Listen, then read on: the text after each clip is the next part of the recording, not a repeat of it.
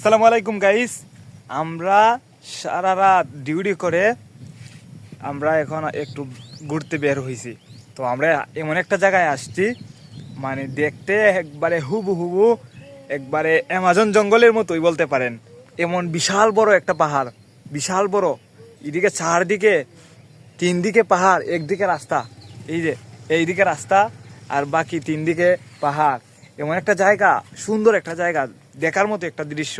ঠিক আছে, মানে আমাদের জীবনটা উপভোগ করুন, নিজের জীবনটা উপভোগ করুন।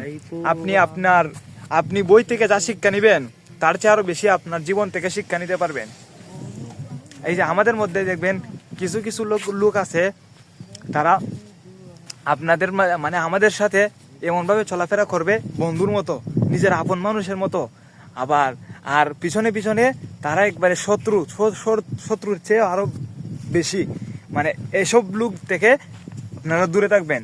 ঠিক আছে, আপনি এমন বন্ধু বানান যেন আয়নার ছায়ার মতো হয়, আয়নার ছায়ার মতো হয়। কারণ আয়না কখনো ছেড়ে যায় না, কারণ ছায়া কখনো ছেড়ে যায় না, আর আয়না কখনো মিথ্যা বলে না।